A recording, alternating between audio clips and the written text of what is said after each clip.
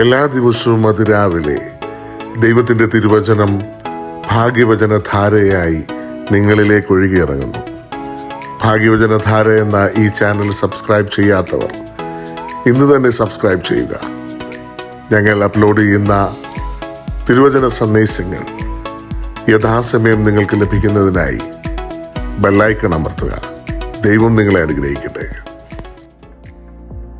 ത്രിയേക ദൈവത്തിന്റെ വലിയ തിരുനാമത്തിന് മഹത്വം ഉണ്ടായിരിക്കട്ടെ.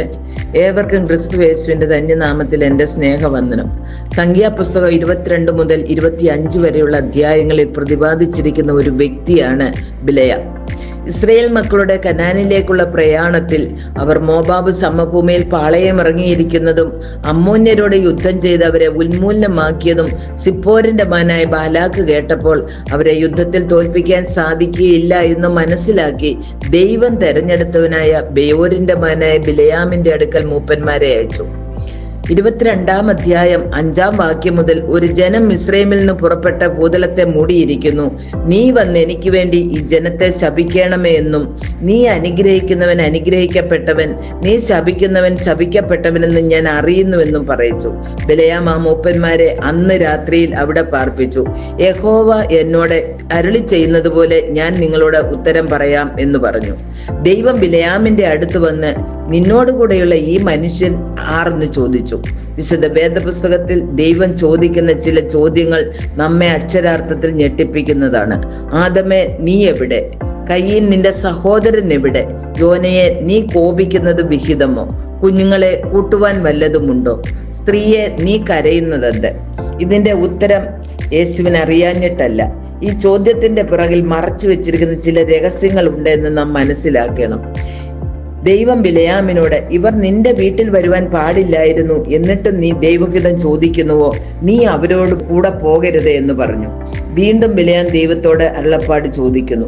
ആദ്യം അയച്ചവരെക്കാൾ ശ്രേഷ്ഠന്മാരായ പ്രഭുക്കന്മാരെയും അവർ കൊണ്ടുവന്ന വാഗ്ദാനങ്ങളെയും കണ്ടപ്പോൾ ബിലെയാം ദൈവത്തിന്റെ വചനങ്ങൾ മറന്ന് അവരോടൊപ്പം ഇസ്രായേൽ മക്കളെ ശപിക്കുവാൻ പുറപ്പെട്ടു. ദൈവത്തെ ധിക്കരിച്ചുകൊണ്ട് പോയാൽ നമ്മുടെ ഇഷ്ടത്തിന് ദൈവം നമ്മെയും വിടും. നമുക്കുള്ള സ്വാതന്ത്ര്യത്തിൽ ദൈവം കൈകടത്തുകയില്ല. ബിലെയാം ഇസ്രായേൽ മക്കളെ പ്രാകുവാനായി പോകുമ്പോൾ കഴുതയിലൂടെ ദൈവം അവനോട് സംസാരിച്ചതായി വായിക്കുന്നു. സംഖ്യാപുസ്തകം 22 33 വാക്യത്തിൽ, നിന്റെ വഴി നാശകരമാകുന്നു, ഞാൻ നിനക്ക് പ്രതിയോഗിയാകുന്നു എന്ന് വായിക്കുന്നു. നമ്മുടെ ജീവിതത്തെ കുത്തെഴിഞ്ഞ പോക്കിലും ദൈവശബ്ദം നാം കേൾക്കുവാൻ ഇടയാകണം. കേട്ടനുസരിച്ചാൽ നമുക്ക് അനുഗ്രഹമുണ്ടാകും. ഇസ്രായേൽ മക്കളെ ശപിക്കുവാൻ യാഗം കഴിച്ച് ദൈവപ്രീതി നേടുവാൻ ശ്രമിച്ച ബിലെയാമിലൂടെ 3 പ്രാവശ്യവും ഇസ്രായേൽ മക്കളെ അനുഗ്രഹിച്ചതായി കാണാം. ബാലാക്കിന്റെ ധനവും സ്ഥാനമാനവും മോഹിച്ച ബിലെയാം തനിക്ക് ശപിക്കുവാൻ കഴിഞ്ഞില്ലെങ്കിലും ഇസ്രായേൽ മക്കൾ സ്വയം ശാപത്തിൽ വീണ് ദൈവകോപത്തിൽ സംവരിക്കുവാനായി നീചമായ തന്ത്രം ബാലാക്കിന് ബിലെയാമാണ് പറഞ്ഞു കൊടുത്തതെന്ന് വെളിപാട് പുസ്തകം 2:14 വായിക്കുന്നു. ഇസ്രായേൽ മക്കൾ വിഗ്രഹാർപ്പിതം തിന്നുന്നതിനും ദുർനടപ്പ് ആചരിക്കേണ്ടതിനും ബാലാക്കിന് ബുദ്ധി പറഞ്ഞു കൊടുത്തു എന്ന് കാണാം.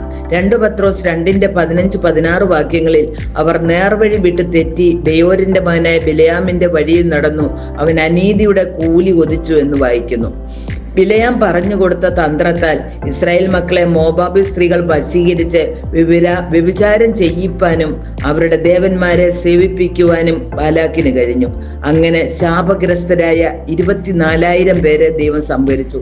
തുടർന്ന് ഇസ്രായേൽ മക്കൾ മോവാബിരെ ആക്രമിച്ചപ്പോൾ ബിലെയാം അതിദാരുണമായി വാളാൽ കൊല്ലപ്പെട്ടതായി സംഖ്യാപുസ്തകം 31:8 വായിക്കുന്നു. ദൈവത്താൽ തെരഞ്ഞെടുക്കപ്പെട്ട നാം ഓരോരുത്തരും ദൈവമക്കൾ എന്ന ഭാവേന സ്വാർത്ഥ ലാഭങ്ങൾക്കും സ്ഥാനമാനങ്ങൾക്കുമായുള്ള പരക്കം പാച്ചിലിൽ വക്രത നിറഞ്ഞ സ്വന്തം ന്യായീകരണങ്ങളിലൂടെ പ്രവർത്തിക്കുമ്പോൾ സർവശക്തനായ ദൈവം നമ്മെയും ഇതുപോലെ ശിക്ഷിക്കുമെന്ന് ഓർമ്മപ്പെടുത്തിക്കൊണ്ട് എൻ്റെ വാക്കിൽ നിന്നും വിരമിക്കുന്നു. ദൈവം എല്ലാവരെയും അനുഗ്രഹിക്കട്ടെ.